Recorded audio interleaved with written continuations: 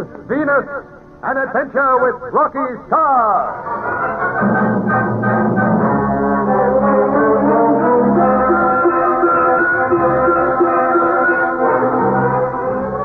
Two of the world's eminent scientists, Professor Jan Kabar and Anne Vernon, go to New Mexico to watch a rocket test. To the amazement of Rocky Starr and Mitch Morgan, the rocket fails to take off. While on their way out to examine it, it suddenly screams into the air, and Rocky and Mitch dive for a slit trench to escape the intense blast. Later, in a nearby hospital, Mitch, Anne, and Professor Kabar learn that Rocky has only slight burns and bruises. The three get to his bedside, and Anne startles him by saying, "How would you like to fly a spaceship to the planet Venus?" To Venus?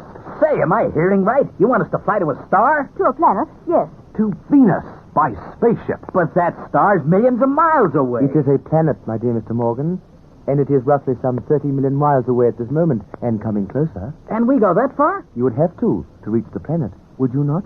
Yeah, but 30 million miles.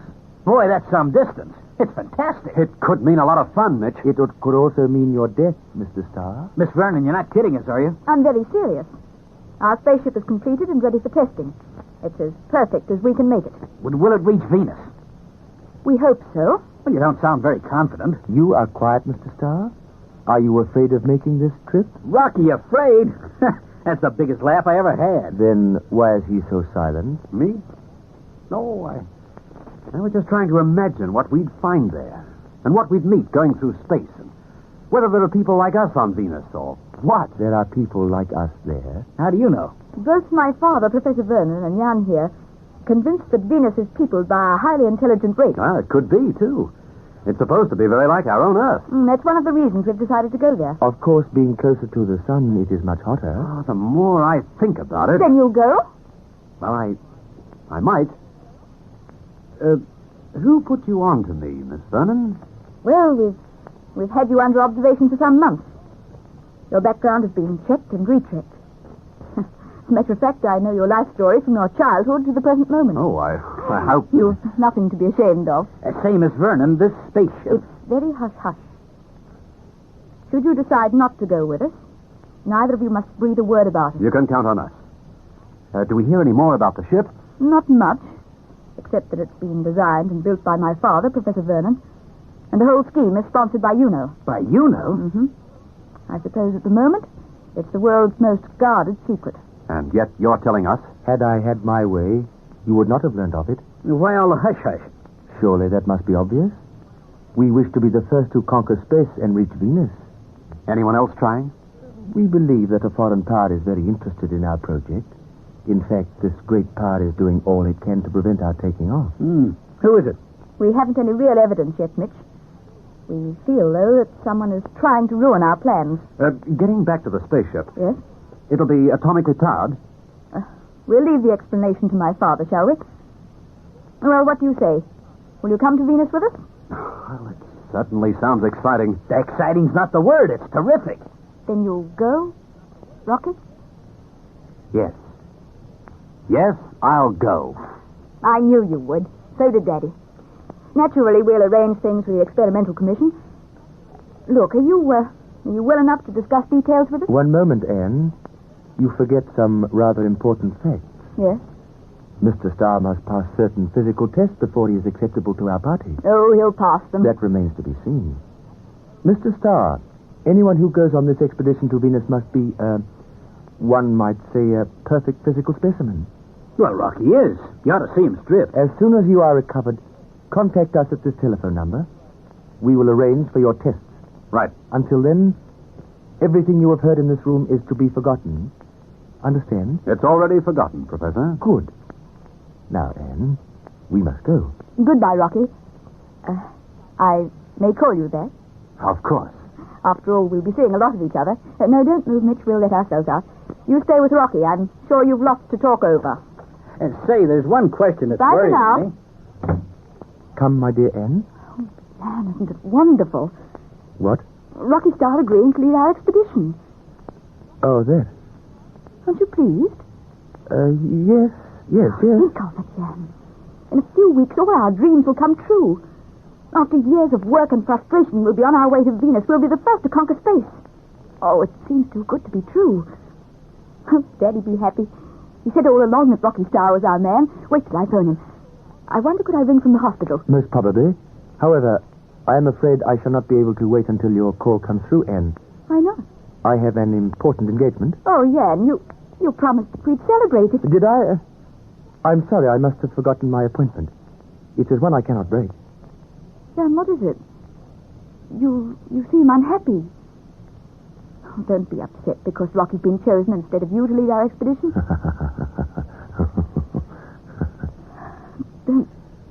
Don't laugh. Why not? There's no happiness in your laugh, ever. I suggest you phone your father.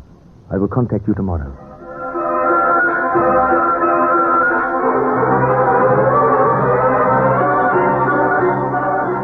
Abruptly leaving Anne Vernon, Jan Kabar hurries from the hospital to his car.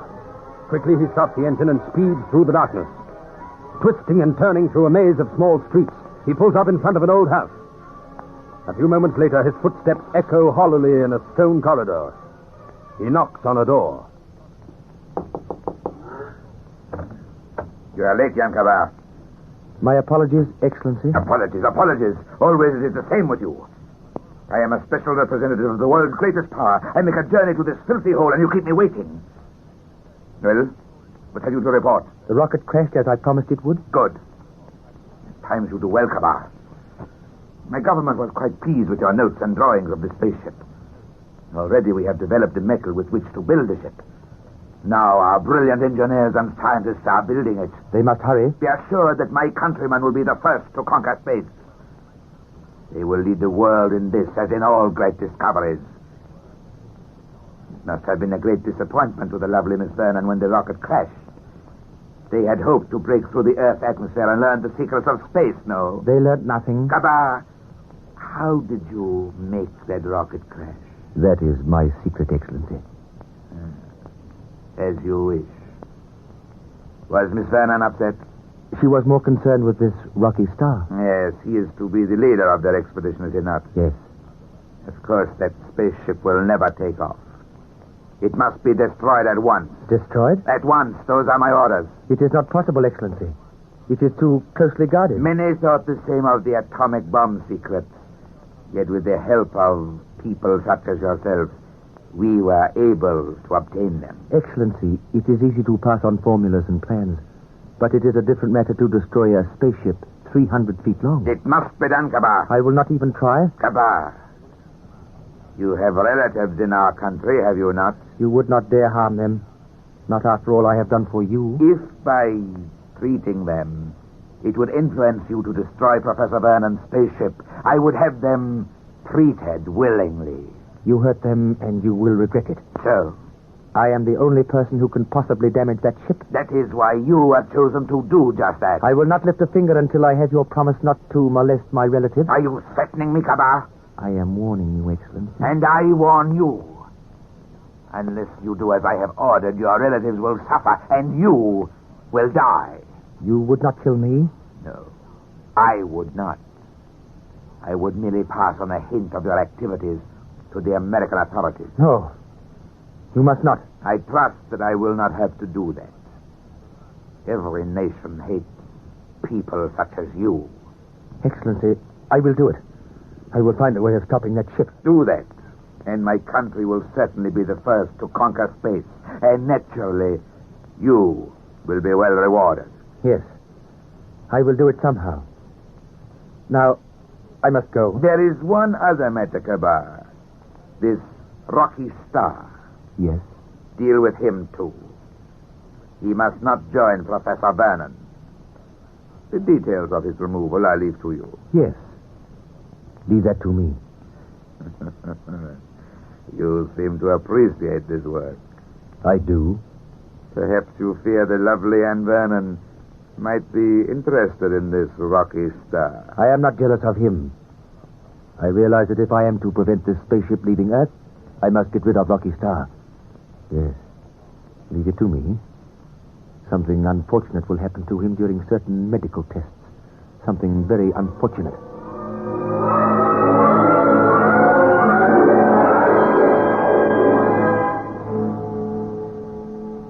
There you are, Mr. Starr. Are you comfortable? Well, just so. After all, I am strapped in this chair. That is only to prevent the wind pressure in this tunnel blowing you out of it. I'll be glad when these tests are over.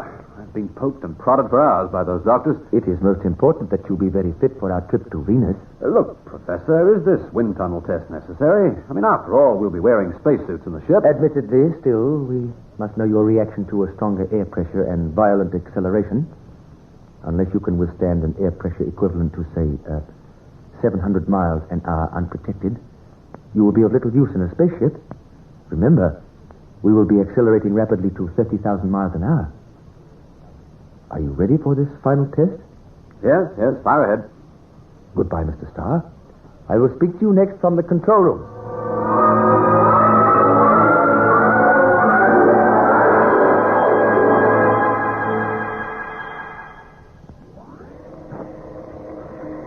Anne, would you and Mr. Morgan stand further back? Yes, Jan. The doctors wish to be close to the glass panel. Okay.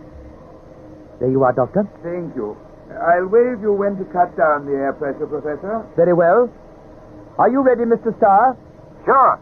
Good. I am turning on the air now. We should soon know whether he is fit to lead our expedition, Anne. Yes. I am increasing pressure quickly, Doctor. Very well. Professor, stop it. I beg your pardon? Switch that machine off. Do as I say. Your friend is in no danger, Mr. Morgan. The doctors are watching him closely. Thought he won't be hurt, Smith. No, I suppose not. Why did you call out that way? Don't ask me. It was just that all of a sudden I had a horrible feeling that something awful was going to happen to Russ. Well, nothing could. Jan, please, don't laugh. I cannot help it, my dear. Look at his face. The wind is distorting it all out of shape. It's horrible. He might be good-looking normally, but he's grotesque now. What is the pressure reading now, Professor? Equivalent to 700 miles per hour, rising higher. Good. Well, I think that is sufficient. My colleague and myself will examine him at once. Switch off the pressure, please. Certainly, Doctor. Well, thank goodness that's over. Say, didn't you hear the doctor, Professor? Turn that machine off. I am trying to. Oh, hurry it up. You'll kill Rossi. Switch it off. I cannot. Jan. The wheel is jammed. I cannot turn it off. Horrified, everyone in the room watches Jan Kabar struggle with the controls of the giant machine. Inside the wind tunnel, Rocky's head is forced back and back as the pressure mounts higher and higher. Will Jan Kabar's diabolical plan succeed? There are thrills ahead before you fly into the vast unknown that lies beyond this world with Rocky Starr in Destination Venus.